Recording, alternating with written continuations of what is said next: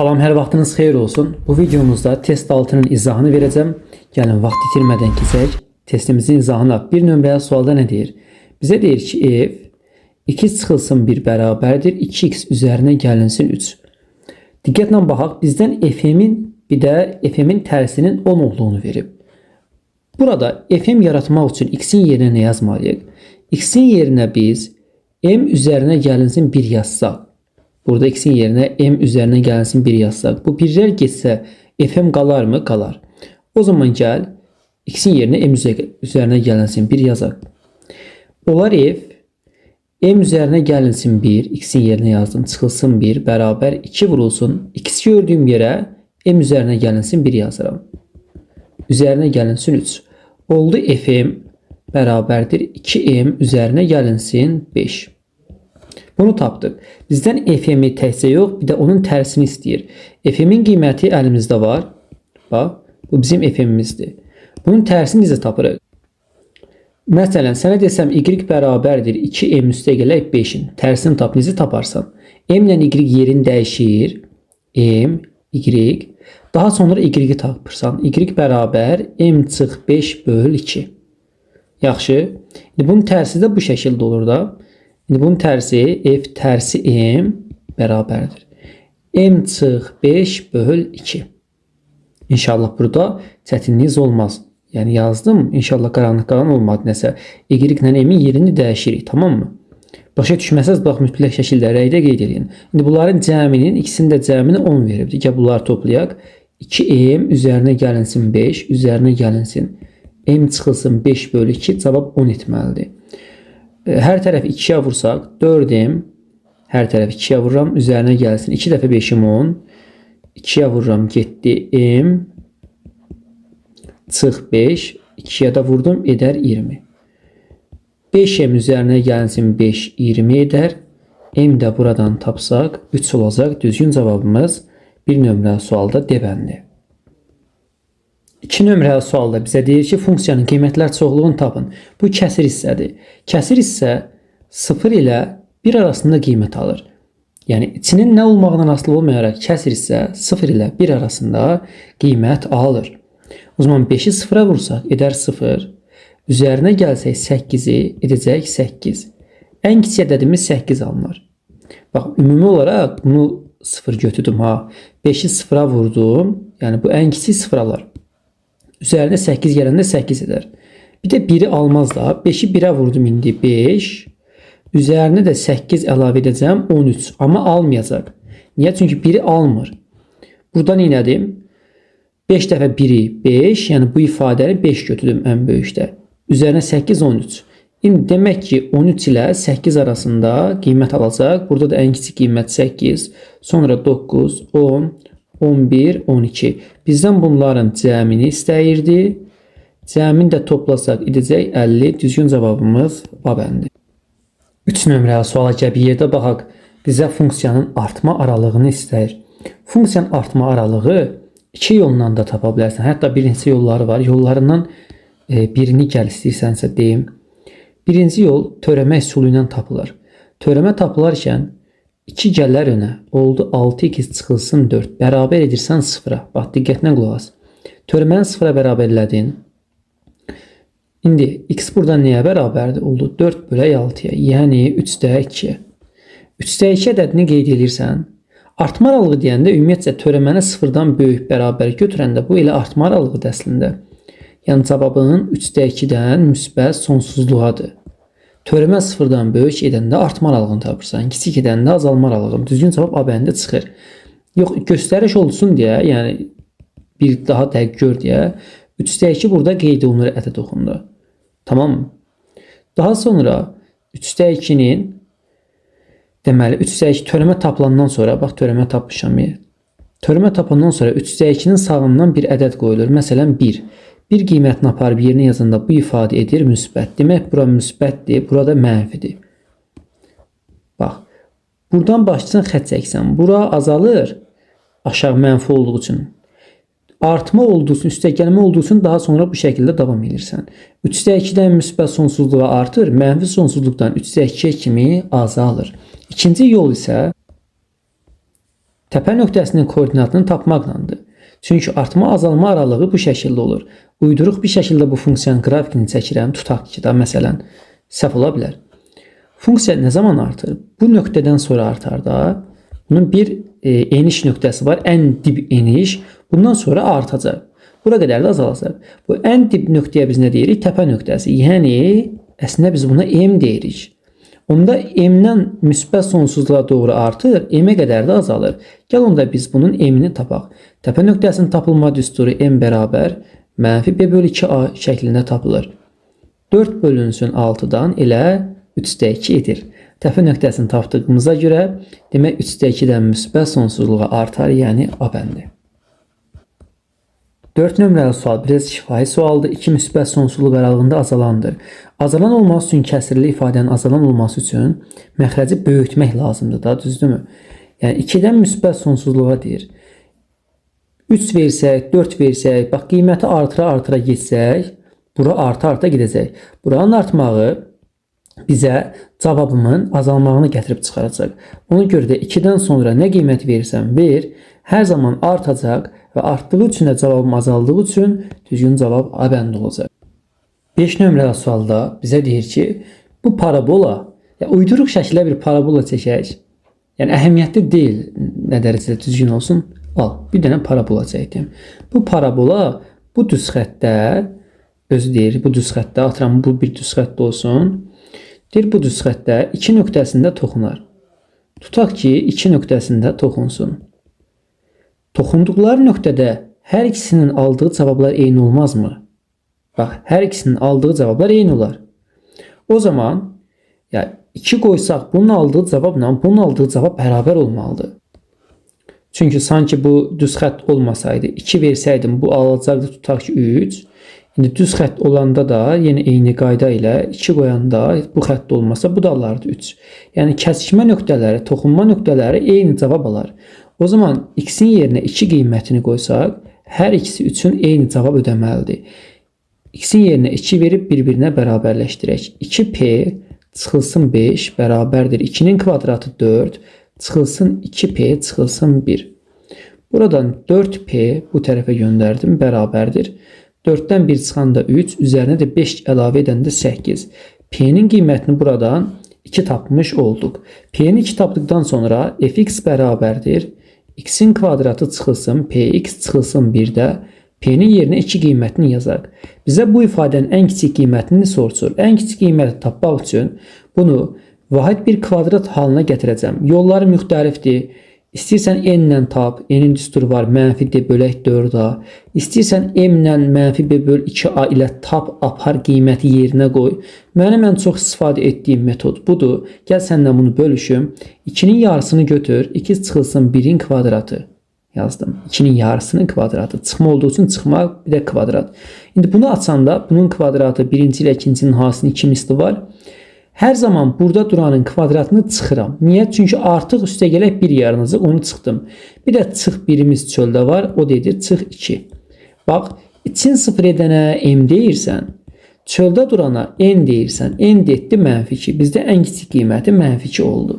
Yaxşı, örnək bir dənəsini göstərim. X-in kvadratı çıxılsın 6x üstə gələk 10. Desəm ən kiçik qiymətini tap, tez yarısını götür. 2 çıxılsın 3-ün kvadratı. Hər zaman bunun kvadratını çıx. Burada nə duracaqsa 9 üstə gələk 10. Onun üstünə mənfi 9 gələndə 1 edər. Bu çöldə duran mənim ən kiçik qiymətimdir, n-imdir. İçin 0 edən isə m-imdir. Yaxşı, bu üsulla mən çox istifadə edirəm. Bəlkə də adi bir şeydir, yenə də bölüşmək istədim. 6 nömrəli sualla bir yerdə baxaq. ax kvadratı bx c cəmi veribdir. Aşağıdaşlardan hansı hər zaman doğrudur deyir bizə. Gəl hər zaman doğru olanlara baxaq.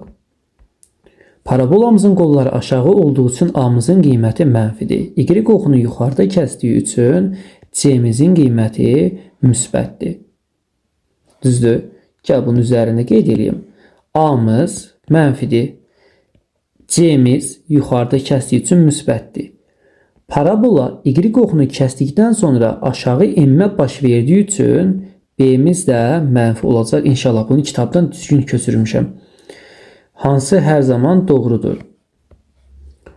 Uşaqlar, üzr istəyirəm uşaqlara deyirəm, dilim öyrəşib, əgər hər hansı bir müəllim də baxırsa, əziz izləyicilər deyim, burada mən kitaba nəzər saldım. Qrafiki mən elə çəkmişəm ki, bunun MHkim Tədris Mərkəzinin PDF olmadığından özüm çəkirəm. Bu əslin PDF-ində bu şəkildə verilib.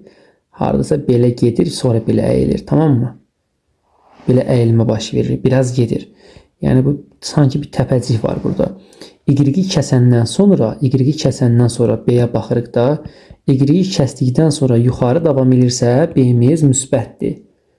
Əgər Y-i kəsdikdən sonra aşağı davam edirsə, B-miz mənfidir. İndi mənim çəkdiyimə görə Y-i kəsəndən sonra aşağı getdiyi üçün B mənfi olur və cavab da çıxmır. Belə çox cavab var.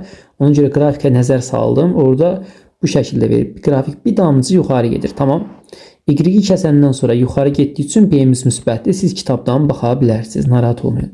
B müsbətdirsə, o zaman deyə bilərik ki, bax, A-mız nağdır, qollar aşağıda mənfidir. A-mız mənfidir. C-miz müsbət olduğu üçün niyə müsbət? C Y oxunu yuxarıda kəsibsə C müsbət, mənfini müsbətə vuranda mənfi, yəni düzgün cavab Y bəndi. B bəndi niyə olmur?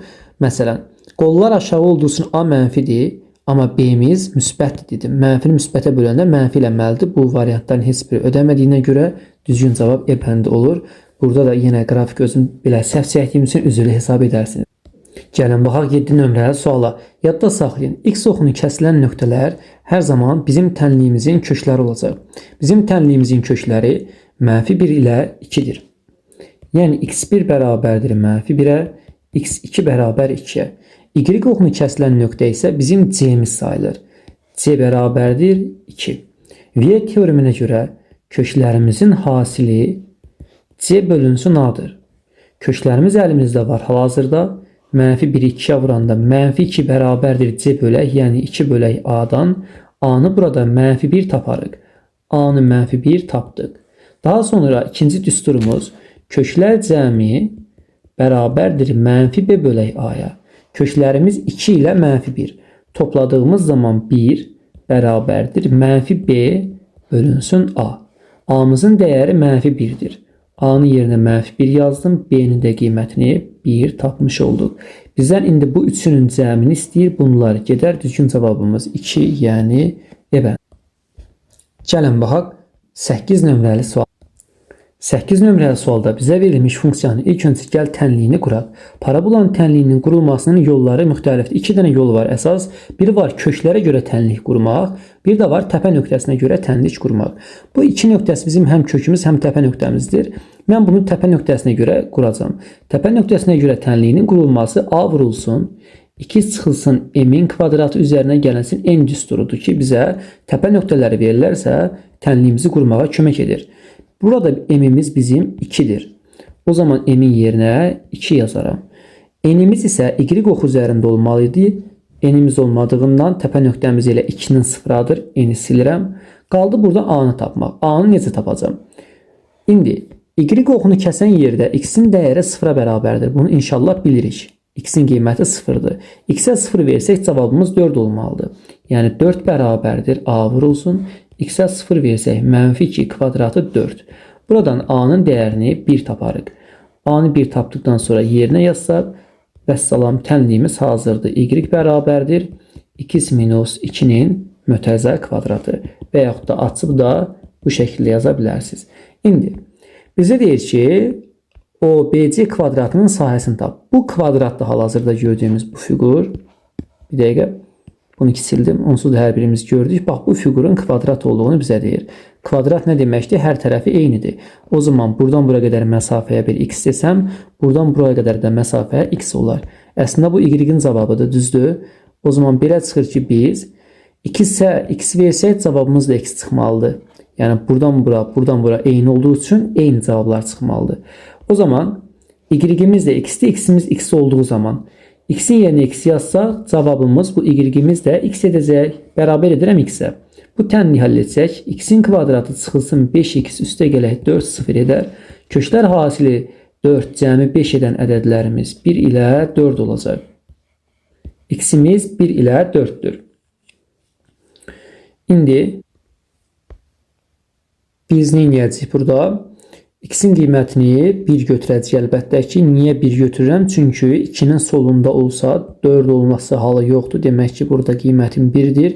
Kvadrat olduğu üçün burada 1-dir. Sahəni soruşur. Kvadratın sahəsi tərəfin kvadratıdır. Yəni S bərabər 1-in kvadratı 1. Düzgün cavab A. Gəlin baxaq 9 nömrəli suala bir yerdə. Deyir ki, OB 5 dənə OA-ya bərabərdir. O zaman OA-ya 1x desək. Bax, bu məsafəyə 1x desək. OB nə qədər x olar? OB 5x olar. Yəni bu uzunluq 5x olacaq. Düzdürmü? Bəli. İndi OB 5x-dir. Biz bilirik ki, V teoreminə görə tənliyimizin, hal-hazırda bizə belə bir tənlik verib, tənliyimizin köklər cəmi mənfi B bölək A-dan mənfi 6 bölək A-mız da mənfi olduğu üçün 6-dır. Köklər cəmimiz 6-dır. Dedim ki, bayaqda x oxunu kəsilən nöqtələr bizim tənliyimizin kökləridir, unutma. X oxunu kəsdiyi nöqtələr bizim tənliyimizin kökləridir. O zaman tənliyimizin kökləri 5x ilə x-dir. Bunların cəmi 5x üstə gələ 2x, bu da edər 6x. Köklərin cəmini neçə etməliymiş? 6. X-in dəyəri buradan 1 çıxar. Bir dəfə 1-in 1, bir dəfə 5-in 5. Bunları tapdıqdan sonra bizdən m üstə gələk 5 istəyir. Bu da köklər hasilimizin durduğu yerdir. Gəlin bunu da buradan yazım. Köklər hasilimiz m üstə gələk 5 bölək a. Yəni c bölək a da düzdür. C'miz m üstə gələk 5-dir. A-mızın da qiyməti mənfi 1-dir. Mənfi 1. Köklərimin hasili 5 dəfə 1-im 5 edəcək. 5 bərabərdir m üzərinə gəlinsin 5 bölək mənfi 1. Çarpaz vursaq mənfi 5 bərabər m üzərinə gəlinsin 5. Buradan m-in qiymətini mənfi 10 taparıq. Bizdən nəyə soruşur? M-in qiymətini, düzgün cavabımız E-bədir. 10 nömrəyə sola bir yerdə baxaq. İlk öncə tənliyimizə nəzər salsaq, bu tənlikdə tənliyimizin köklər cəmi, yəni x1 üzərinə gəlinsin x2-nin mənfi B böl A düsturuna əsasən mənfi 4A bölünsün A-dan cavabımın mənfi 4 olduğunu görürəm. Tənliyimin köklər cəmini neçə eləməliymiş? Üzr istəyirəm, mənfi B bölək A-dan, bu da müsbət 4 eləyəcək də, bəli. Müsbət 4 elədiyini görürəm. Tənliyimin kökləri cəmi. İndi köklərim x oxunu kəsdiyi nöqtələrdir. Bir kökün mənfi 1-dirsə, digər köküm neçə olmalıdır ki, cəmi 4 eləsin? Demək, digər köküm 5-dir ki, topladığım zaman köklər cəmim 4 eləyər. Digər kökümü tapdım. 5, bir kökümdə mənfi 1. O zaman x1-im mənfi 1, x2-im də 5-dir. Köklər hasilim A üzərinə gəlinsin 2 bölünsün A-dır. Köklər hasilim. Yəni, mənfi 1-i 5-ə vursaq, mənfi 5 bərabərdir A üzərinə gəlinsin 2 bölünsün A-ya. Bunu çarpaz şəkildə həll etsək, mənfi 5A bərabər A üzərinə gəlinsin 2, mənfi 6A bərabər 2-yə A-nın qiyməti mənfi 3-də 1 olacaq. A-nın qiyməti mənfi 3-də 1 tapdıq. Aparıb yerinə yaza bilərəm. Gəl istəyirsənsə bunu da qıraqda yaz. Bax, mənfi 3-də 1 A-nın yerinə yazdım. Mənfi 3-də 1 x kvadratı. Vurulsun 4 vurulsun mənfi 3-də 1. Bu da vuranda müsbət edər də. Üstə gələk 3-də 4, 2x üstə gələk. A-nın yerinə mənfi 3-də 1 yazanda 2 var. Çıx 3-də 1. Bu da 3-də 5 edəcək. 3-də 5. Vəssalam. İndi bizə düzbucaqlının sahəsini istəyir. Düzbucaqlının sahəsini tapmaq üçün bu uzunluqları bilmək lazımdır da.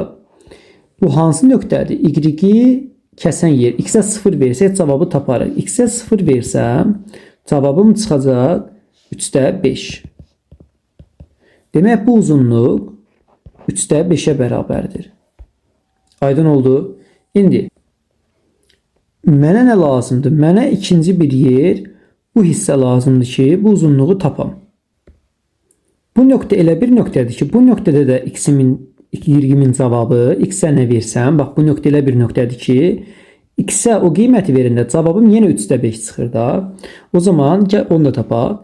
X-ə nə versəm cavabım yenə 3-də 5 çıxar.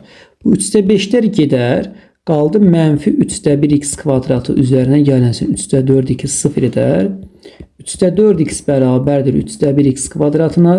Buradan 3-lər gedər, x-lər gedər. Qaldı 4 bərabər x-ə. Demək bu x-imin də qiyməti 4 nöqtəsiymiş. Aydın oldu. 0 da qoyanda cavab 3/5 eləyir. 4 də qoyanda cavab 3/5 eləyir. Buradan bura qədər məsafəm 4, buradan bura qədər məsafəm 3/5. Sahəni soruşur. En uzunluğuna vuracam. 4 vurulsun 3/5. Yəni 3/20 edəcək. O da 6 tam 3/2, yəni C bəndi. 11 nömrəli suala gəlin bir yerdə baxaq. Deyir ki, funksiyanın fx funksiyası ilə onun tərsi bir-birinə bərabərdir. İlk öncə bizə funksiyanı da veribdir. Gəl bunun tərsini tapaq. Kəsirli suallarda funksiyanın tərsini tapanda mən bu üsuldan istifadə edirəm. Sən də istifadə edə bilərsən. Məsələn, 2 çıxılsın 4, bu da olsun 6x. Desən bunun tərsini sənə tap. Yadda saxla, tərsini tapanda qısa olsun deyə. Kəsrin surətindəki x-in əmsalı ilə, bax x-in əmsalı ilə aşağıdakı sərbəst hədd. Bax burada sərbəst həddim kimdir? 4. Yuxarıda əmsalım 6. Bunlar həm yerini dəyişir, həm də işarəsini dəyişir. Bax, həm yerini, həm işarəsini. Gəl yazım. 2x. Bunlar durur yerində x-lər. -4 yuxarı əksi olaraq 4 gedir. 6 da aşağı əksi olaraq -6 gəlir. Bax, buna deyirlər tərsi. Dəftərinə bunu yaza bilərsən. Dəyişənlər durur öz yerində, tamam mı? İndi bunun biz tərsini tapası olsaq, f iştirik x bərabərdir. Dəyişənim duracaq yerində. Burada da dəyişənim qaldı. -a aşağıdadır. Yuxarı əksi olaraq gedir. Müsbət a. Bu ifadə isə birim də durur öz yerində. Bunlarla işim yoxdur. X-in əmsalı aşağı əksi olaraq gedir. Müsbətdir. Aşağı -2a üstəgələk 1 şəklində gedir. Bax, bu da bunun tərsi. Bitdi, getdi. İndi deyir tərsi ilə özü bir-birinə bərabərdir. Gəl bunlar bir-birinə bərabərləşdirək. Yəni 2a üstəgələk 1, 2x üzərinə gəlinsin 1, bölünsün x çıxaq a. Bunlar bir-birinə bərabər imiş. İki funksiya bərabərdirsə, bunun bax 1 burada da var, 1 də burada da var. X-in önü burada budur. Burada da x-in önü budur. Gəl bir-birinə bərabərləşdirək görək. A-nı bərabər edirəm 2a üstəgələk 1-ə. A-nı burada -1 tapıram. A-nı -1 tapandan sonra bizdən bunun qiymətini istəyir. -1 yerinə yazanda kvadratı 1, üzərinə də 3 gələndə 4. Düzgün cavab C bəndi. Hər zaman ehtiyat edib aşağıda da yoxlaya bilərsiniz. A-nın yerinə -1 yazanda x üstəgələk 1. A-nın yerinə -1 yazsaz, hesablasaz, bu da x üstəgələk 1 şərtini ödəyir. Problemsiz şəkildə olur. 12 nömrəli sualda funksiyanın təyin oblasını istəyir. Təyin oblası soruşan kökaltı ifadələrdə kökün altını sıfırdan müsbət etməliyik. Yəni x üzərinə gəlinsin 3, böyük bərabər olmalıdır. X üzərinə gəlinsin 7-dən. Elə bil belə yazıram. Bu tərəfə göndərirəm. Bu da belə olur. Yadda saxla. Sağ tərəf modulu, sol tərəf modulu olan tənliklərdə, bərabərsiliklərdə bərabərliyin sağı ilə solunu kvadrata yüksəltmək ən gözəl üsullardan biridir. X-in kvadratı üzərinə gəlinsin 6x, üzərinə gəlinsin 9, böyük bərabərdir. Bax, bu şəkildə. Buradan x kvadratları gedər. 14x-dən 6x çıxanda qalar 8x, burada qalar da 8x. 9-dan da 49 çıxanda bu tərəfdə qalar nə qədər? -40, böyük bərabər 8x. Hər tərəfi 8-ə böləndə -5 böyük bərabər x. Yəni x -5-dən kiçik olmalıdır. Düzgün cavabımız B bəndi olacaq. Deməli, 13 nömrəli suala bir yerdə gəl baxaq. Bizdən istədiyi f, bu bilsən nədir? Bunu belə yaza bilərsən. İlk öncə j7-ni, sonra da f10-u. Yəni belə f j7-ni. Tamam mı? Bunu bizdən istəyir. İlk öncə j7-ni tapaq. F j7-ni istəyir. İçərdən çölə-çölə tapa-tapa gələcəm. İlk öncə j7-ni bir yerdə tapaq. j7-ni tapmaq üçün bunun içərisindəki ifadənin qiyməti nə olmalıdır? j7 olmalıdır da. j7 olsun. Onda 3x kvadratı çıxılsın 4x, üzərinə gəlsin 7-ni, bərabər edək 7-yə. 3x kvadratı çıxılsın 4x nəyə bərabər olacaq? 0-a. Bir dənə bax. Burada, indi bunu 7 elədiyimi varsay. 3x kvadrat çıx 4x'in yerinə yazacağım. 0 yazsam 7 olar. Bunu bir dənə 2-yə də vur. 6x kvadratı çıxılsın 8x nəyə bərabərdir? O da 0-a. O zaman elə 6x kvadrat çıx 8x burada yoxdurmu? Elə bu da 0-dır. 0-dan 4 çıxanda nə qalacaq? -4. Oldu J7 -4-ə bərabər. J7-nin dəyəri -4-dür. İndi mən f -4-ü tapacağam. F -4-ü ya tapaq. Bunu sildim. F -4 tapmaq üçün bura gərək -4 olsun. F -4 tapaq. X üzərinə gəlinsin 1, bölünsün 2 çıxılsın 2 bərabər -4-ə. Bunu hesablasaq -4x üzərinə gəlin 8, x üstə gələk 1-ə. -5x üzr istəyirəm ki, bunu bu tərəfə göndərək. 7 bərabər 5x olar. 5x'in cavabı 7-dirsə, onda 14 də 10x edərmi? Oldu ki, maraqlı bax, f -4 bərabərdir. 5x'in cavabı 7-dir. 5x'in yerinə 7 yazıram. 7 çıxaq 1, 6 edər. 10x'in yerinə də 14 yazıram. Cavabım 7-də 3, yəni A bəndi. 14 nömrəli sualda bizə A-nın qiymətini istəyir. Bax, f J A şəklində verib, düzdürmü? Buranı belə verib daha doğrusu. Bu nə deməkdir? Sıra-sıra J A-nı tap. Qobunu belə yığıram. F tərsi J A. İlk öncə bunu tapıram, sonra bunu. Yaxşımı? Bunu da silirəm. Bu bərabər -4-ə. Mən J A-nı taparam. J A nəyə bərabərdir? J A bərabərdir. X-in yerinə A qoysam, A üstə gələk 1. Tapdım mı? Tapdım. J A-nı silərəm, yerinə A üstə gələk 1 yazdım. İndi f tərsi A üstə gələk 1 -4-dürsə, onda f -4 nəyə bərabərdir? A üstə gələk 1 olarmı? Funksiyanın tərsində qayda buydu da. F2 5-dirsə, f tərsində 5 2-dir. İndi bu mənə verib ki, tərsi A üstə gəl 1 -4-dürsə, onda -4 A üstə gəl 1-dir. O zaman f 2x üstə gələk 1 böl 2 çıx 2 verib. İndi x-in yerinə -4 yazsam, cavab A üstə gələk 1 çıxmalı, yəni bu. Gəl bir dənə x-in yerinə -4 qoyaq, nə baş verir? -4. -4-ü yerinə yazsaq, -8 üstünə gələk 1, -4 çıxaq 2. -7-dir, bu da edər -6. Yəni 6-da 7. 6-da 7 eləməliymiş bu f -4-ün cavabı. O zaman A üstə gələk 1, 6-da 7 eləməlidir. A üstə gələk 1, 6-da 7 edərsə, A da buradan 6-da 7 çıx 1-dən, 6-da 7 çıx 1, bu da 6-da 1 edəcək. B bəndi. Ümid edirəm, nəsə qaranlıq qalan bir yer olmadı inşallah. Videonu dayandırarsan, bir də baxarsan. Rahat oldu, narahat olmadı. Deməli, 15 nömrəli sualdır. Bu tip suallarda mərtəbə getməlik məcbur şəkildə. Yəni mən bu şəkildə yazıram. İnşallah daha qısa yolu varsa sən də mənə deyə bilərsən. F3 istəyirsə ilk öncə ağlımıza gələn x-in yerinə 3 qoymaqdır. F3 bərabərdir 3 vurulsun. F 3-dən 1 çıxsaq F2 üzərinə gəlinsin 3 olur. Amma əlimizdə F2 yoxdur. F2-ni indi tapacam. F2-ni tapmaq üçün x-in yerinə 2 qoyaram. F2 bərabərdir 2 vurulsun. F2-dən 1 çıxanda 1 üstə gələ 3. İndi də F1 yoxdur. O zaman F1-i taparam. F1-i tapmaq üçün x-in yerinə 1 qoysam, o dedəcək F0 üzərinə gəlinsiniz. Bu səfər də F0 yoxdur. F0-ı tapmaq üçün x-in yerinə 0 yazsam, F0 bərabərdir. 0 nəyə vursan 0 edəcək 3. Əla. F0-ı 3 tapdım. Yerinə yazsam 3-ün üstünə 3, 6 edəcək. F1-i 6 tapdım. 6 dəfə 2, 12 üzərinə 3 gəlsəm 15 edəcək. F2-ni 15 tapdım. 15 dəfə 3, 45, 3 də əlavə eləsəm 48, düzgün cavabım B bəndi.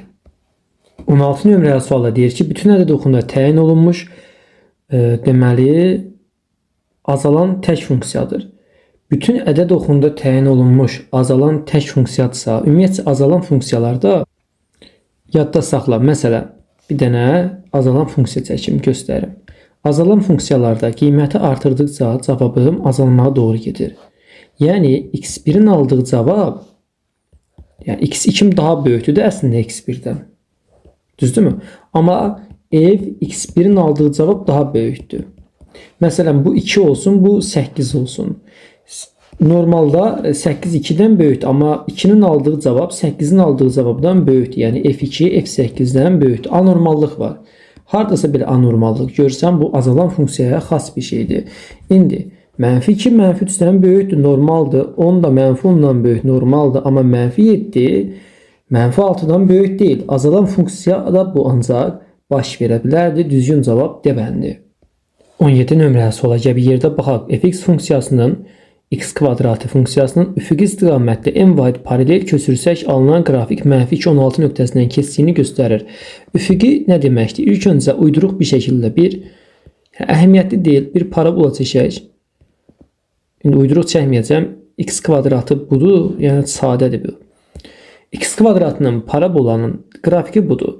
Üfüqi istiqamət demək istədik. Yəni deyir sağa paralel göstərəcək və yaxud da sola. Aşağı yuxarı desəydi şaqulu deyərdi. Üfüqi demək, yəni ya sağa, ya parabolamız sola köçməyi nəzərdə tutur. Bu şəkildə ya belə hərəkət edəcək, ya belə hərəkət edəcək. İndi onu mənə demir amma. Mənə deyir müsbət modulda m vahid. Sağa sola sürüşmə bizə təpə nöqtələrini göstərir. Unutma. Aşağı yuxarı sürüşmə eni göstərir. Sağa sola m'dir. Aşağı yuxarı n'dir. Bax, y bərabər 2 çıxaq m'in kvadratı üstə gələk n. Bu n aşağı yuxarı, m isə sağa solanı göstərir. İndi bizə m vahid paralel üfüqi dediyi üçün m'i nəzərdə tutur. Çünki m sağa sola hərəkət edir. Burada yazıram fx bərabərdir 2 çıxaq modulda m'in kvadratı. Və salam, m vahid sürüşdürdüm. Sağa solanı da özü bilər. Onu bilmirəm. İndi m'in heç müsbət mənfi olduğunu da bilmirəm. İnşallah bilirik ki bunu. Modulda x, əgər x'imiz mənfidirsə bu şəkildə çıxır. Əgər müsbətsə müsbət formada çıxır. Ona görə də hər ikisini nəzər yetirəcəm. Əgər m'in müsbətsə olacaq 2 çıxaq m'in kvadratı. Yox, əgər m'in mənfidirsə olacaq 2x mənfiyə deyər üstə gələk m'in kvadratı. Neysə, bunu yazdıq, hər iki arada baxacağım.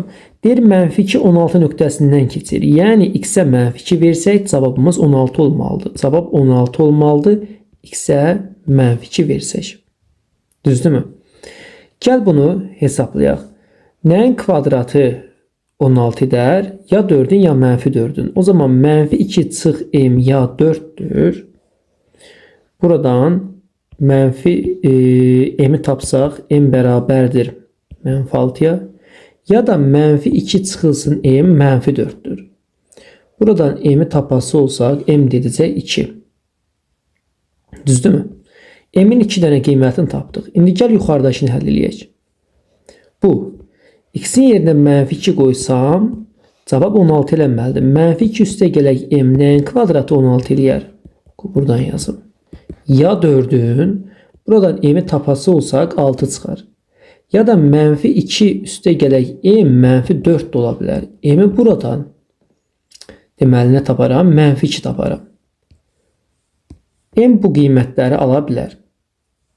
Ya m6'dır, m -2'dir, ya m2'dir, ya m -6'dır. Bu qiymətlərin hasilini soruşur. Bunlar vuranda -12 bu edər. Bunlar vuranda -12 bu edər. Hamısını bir-birinə vuranda 144 edəcək E-bəndi. 18 nömrəli sualda bizdən maili asimtotu istəyir. Maili asimtotun tapılma yolları müxtəlifdir. Ən sadəsini deyəcəm, sonra o biri yolunu deyərəm. Birinci yolu budur. İmtahanlarda ən çox bundan istifadə olunur. Surəti məxrəcə bölmək maili asimtotu bizə verir. Hazır qaydadır. X kvadrat üstə gələk 2'ni bölürəm 1 çıxılsın x-ə. Burada mənə x kvadratı lazımdır deyə -x-ə vuraram. -x-i vuranda x kvadratı, -x-i 1'ə vuranda çıx x. Bir-birindən çıxsam burada qalar 2 üzərinə gəlinsin x. Müsbət x almaq üçün yenə bunu -1'ə vuraram. -1'ə vursam olacaq müsbət x çıxılsın 1. Tərəf-tərəfə çıxsam x-lər gedər, cavab edəcək 3. Bizə qalıq yox, qismət maraqlı olduğu üçün cavabım olacaq -x çıxılsın 1, yəni B bəndi. Bu maili asimtotun tapmağın birinci yolu. İkinci yolu necədir? Dəftərinə qeyd edərsən. İkinci yolu Maili asimptotlar y bərabər kx üstə gələk 5 şəklində yazılır. Maili asimptotlar daha doğrusu kitablarda bu şəkildə verib mx üstə gələk n. M'in necə tapacağım, n'in necə tapacağım? M'in tapılma qaydası limit x gedərkən sonsuzluğa fx bölək x şəklindədir. Yəni bizim fx'imiz budur. Bunu x-ə bölməliyəm. Yəni x kvadratı üstə gələk 2 bölək 1 çıx 2x bu funksiyamı x-ə böləcəm. X-ə böləndə belə bir şey yaranır da məxrəcdə. X kvadrat üstə gəl 2 bölək 2 çıx x kvadratı. Limit sonsuzluğa gedəndə bunun cavabı nə eləyər? X kvadratının əmsalını bir-birinə böləndə -1. M-i tapıram -1. Daha sonra n-i tapıram və n necə tapılır? Limit x gedərkən sonsuzluğa fx çıxılsın mx şəklində tapılır. Fx-imin budur tənliyim verilən. Yəni x kvadratı üzərinə gəlinsin 2 bölünsün 1 çıx 2x. Çıxıram mx-i. M-i tapmışam -1. -1-i mənfiyə vuranda üstə gələk x. Bu da edir 1 çıxaq x-də -x kvadratı üzərinə gəlin çıxılsın. Üzr istəyirəm. Üzərinə gəlinsin 2x. Bunu buna vurdum. Hər birini. Üzərinə gələk x kvadratı üzərinə gəl 2. Bunlar gedir. Qalır belə. X üzərinə gəlinsin 2 bölək. -x üzərinə gəlinsin 1. Bu limiti hesablayanda əmsalları bir-birinə böləndə -1 bu da edir. N'im də -1 elədi. N'im də -1, m'im də -1. Bax, yenə bu cavabı alıram. Bu da fərqli bir yoldur. Ən gözəli surəti məxrəcə bölməklə tapaq. Baxaq, son 2 dənə sualımız qaldı. 19 nömrəli suala. Funksiyanın təyin oblastı -5 ilə 2 parçası olarsa, y bərabərdir f, modulda x funksiyasının təyin oblastını istəyir. Təyin oblastı x-ə verəcəyimiz dəyərlərdir, yəni x-in ala biləcəyi qiymətlərdir. O zaman əgər bizim x-imiz 2 ilə -5 arasında qiymət alırsa, x-imizi modula saldığımız zaman, onsuz da moduldan istənilən ədəd müsbət çıxsa 5-dən, -5-dən böyük olacaq. Yəni sol tərəfi həll etməyə dəyməz. Modul x-i 2-dən kiçik etsək, bərabərsizlik necə həll olunur? X-imiz kiçikdir 2-dən və böyükdür -2-dən. -2 ilə 2 arasında olacaq. Düzgün cavabımız C bəndi. 20 nömrəli sualda x bərabərdir -1 düz xəttinə nəzərən simmetrik çevrilmədən bəhs edir. Yadda saxlayın, x bərabərdir hər hansı bir A düz xəttinə nəzərən simmetrik çevrilmə zamanı nöqtəmin koordinatları əvvəl x ilə y-dirsə, x bərabərdir A-ya nəzərən simmetrik çevrildiyi zaman bu olacaq 2A çıxılsın 2x y şəklində. Belə bir düsturumuz var. İndi bunu necə tətbiq edəcəm? Hal-hazırda əlimizdə nöqtə yox, belə bir parabola verilib. Parabola simmetrik olaraq çönürsə, bizə onun parabolanın simmetrik nöqtəsi lazımdır. Tamam mı? Bizə bu parabolanın simmetriya nöqtəsi lazımdır ki, həmən nöqtə də x bərabərdir -1 düz xəttinə nəzərən simmetrik çevriləndə nə alınıb? Gəlin ilk öncə bunun təpə nöqtəsini tapaq. Gəl istəyirsənsə qrafik yolu ilə birinci göstərim. Funksiyamızın təpə nöqtəsini tapsaq, y bərabərdir x üzərinə gəlinsin 3-ün mötərizə kvadratı çıxılsın 9 üzərinə gəlinsin 10. Bu da edər üzərinə gəlinsin 1. Təpə nöqtəm bunun için 0 edən qiymətdir. Yəni m-im -3-dür. Siz m-i -1/2a düsturu ilə də tapa bilərsiniz. Yəni bu üsulla da tapmaq olar. Təpə nöqtəm -3 və 1'dir. O zaman parabolam bu şəkildə bir şeydir. Baxın, -3 nöqtəsi ilə 1 nöqtəsi. Təqribən belə bir parabolamdır. İndi bu mənə deyir ki, nöqtə lazımdır bizə əsas. Bu belə olsun, tamam. -1 düz xəttinə nəzərən, -1 düz xətti haradır? -1 düz xətti də bura olsun. Bu düz xəttə nəzərən deyirsə, yadda saxla, nəyə nəzərən deyirsə, o deyilən ortada olmalıdır. Buna nəzərən simmetrik olan nöqtə, buradan bura qədər məsafə 2-dirsə, buradan da bura məsafə 2 olmalıdır. Demək ki, bax belə. -1 ilə 3 arasında məsafə 2 deyil. Buradan da bura 2 olmaq üçün bu nöqtə gərək nə ola? 1 ola. Demək ki, digər simmetrik nöqtəm 1 olacaq və parabolam simmetrik çönəndə bu şəkildə çönəcək. İndi təpə nöqtələrim nə olacaq? 1-ə 1 nöqtəsi. 1-ə 1 nöqtəsi. Yəni m-im də 1, n-im də 1. O zaman düsturum y bərabər 2 çıxaq m-in kvadratı üstə gələk n-dən m-in yerinə 1 yazacağam, n-in yerinə də 1. Bayaq təpə nöqtəm bu şəkildə yazmırdım. İndi də bu şəkildə çönəcək. İndi bunu açası olsaq, x-in kvadratı çıxılsın 2x üzərinə gələnsin 2 şəklində olacaq. O zaman parabolamın simmetrik çevrilməsindən alınan parabola A variantı şəklində olacaq. İkinci bir yolum, yenə dediyim kimi təpə nöqtəsini tapsaz, təpə nöqtəsini mən tapdım. M bərabər -b bölü 2a-dan -3'ü tapdım, n-i də 1 tapdım. Yazırsan yerinə -3 ilə 1. Yazdıq. İndi kimə nəzərən istəyir? -1 nöqtəsinə nəzərən simmetrik çevirmək istəsək biz bu nöqtəni, düsturumuz 2a çıx 2y olacaq. Yəni y-imiz qalacaq. Çevrildiyimiz nöqtədə y qalır. 1. Burada bu hadisə baş verir. A-nın yerinə -1 qiymətini yazırsan. -2 çıxılsın. X-in qiyməti -3. -3 mənfiyə dəydi müsbət 3. 2 də çıxanda 1 edir. Oldu 1-ə 1 nöqtəsi. 1-ə 1 nöqtəsi. Təpə nöqtəm hansı variantda var?